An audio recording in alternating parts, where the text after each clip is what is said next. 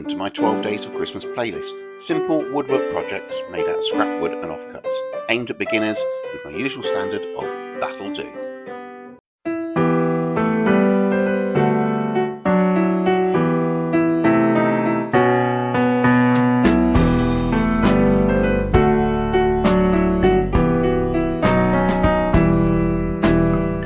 Well, that was a nice piece of music, wasn't it?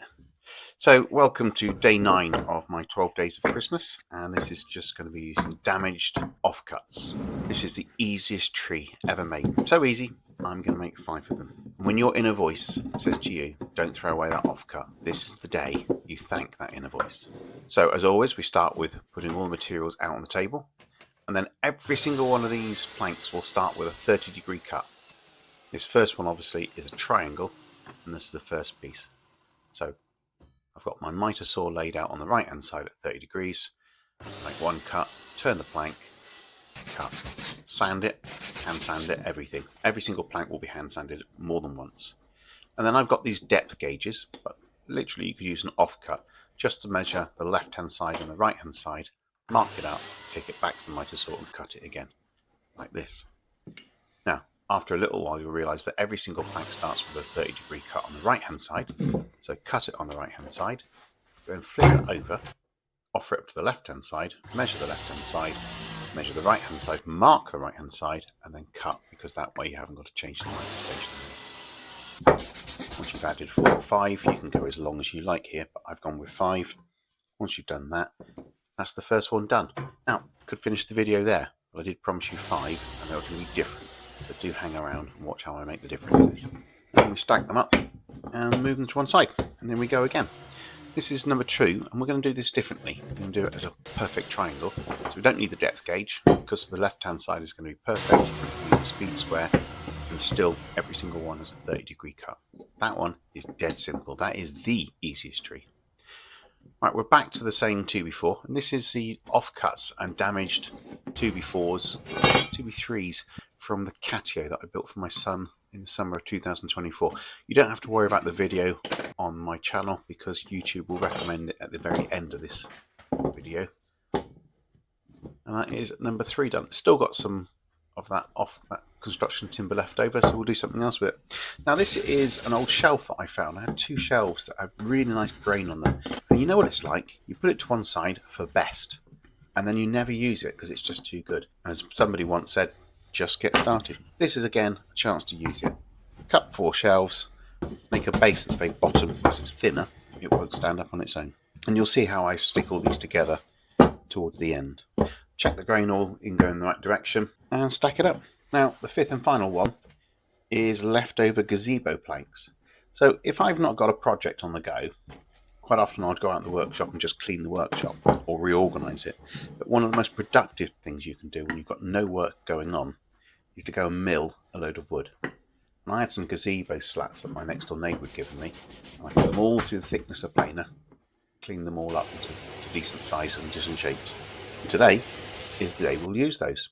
Exactly the same as we've done already. 30-degree cut, make a triangle, measure up down the left hand side, 30-degree cut, measure up, 30-degree cut, hand sand in between. Right, this time we're now going to move on to the finishing. This is what we're going to aim for. This is obviously the thumbnail, but you can see we've got perfect triangle, we've got 3 different sizes of the overhang tree, and different types of wood as well, and different effects. But let's see how we get on with that. So go through a hand sand again on every single edge because quality is important. And then I'm going to burn them all. Yep, I know, flame out, it's not good, I know. New blowtorch is on order, but I do like the look of burnt grain under paint, as you'll see in a minute. So we'll persevere. And I'll just show you another bit of, it's like a B-rated movie with a flamethrower, isn't it? Eventually the flamethrower turns back into a blowtorch and behaves itself. Now it knows the new one's on order. And we hand sand it all again, because you can never get enough sanding. And then we're on to the gluing up. So I always use a Kelly's ice cream tub, Cornish clotted cream, obviously.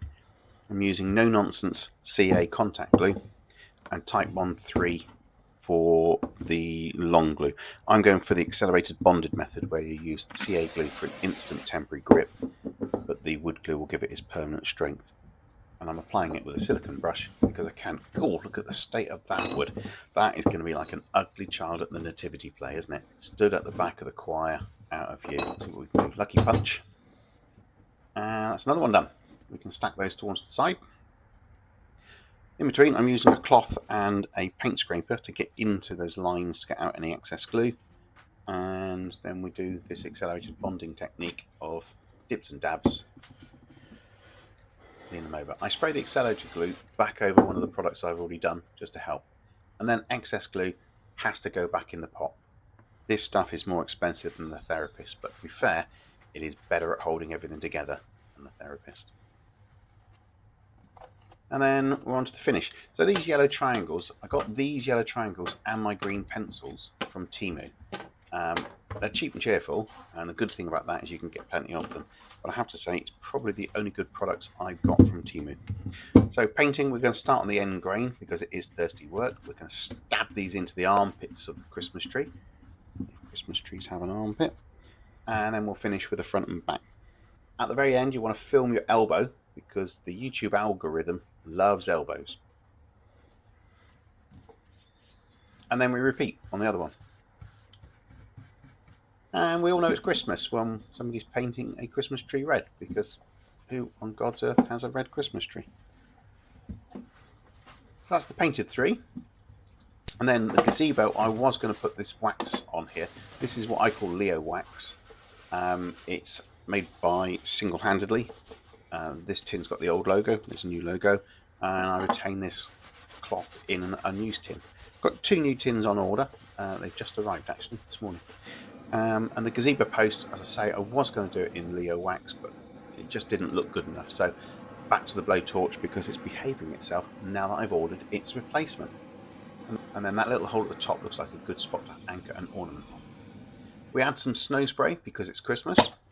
I spray this as if I'm a professional. I know that snow comes from above, so we'll spray downwards. And we'll go all the way down the left-hand side for emphasis, and then we'll put a couple of little bits and spots on the right-hand side. And that is pretty much us done. So, onto the beauty shots. We'll do some close-ups of day 9 of this 12 Days of Christmas. The other videos are all available on a playlist. And then what we'll do is we'll add in day 8 Christmas trees. And then what we'll do is add in day 7 Christmas trees. And then just for fun, we'll put all the 12 days of Christmas so far. Days 1 to 6 with snowmen. We've got 7, 8, and now 9. Lovely. What are we going to do for days 10, 11, and 12? Why don't you tune in and find out? But I'll tell you what, we're going to need a bigger bench. Thanks for watching. If you enjoyed this video, please click on like. If you didn't, or you think you can tell me how to improve, please comment below. Now I've lined up another video that I think you might like, but if you want to see more of my videos, why not subscribe? And if you change the bell notification, you'll be amongst the first to see my new stuff as it comes along. If not, hope you enjoyed. See you again. Lovely. Bye.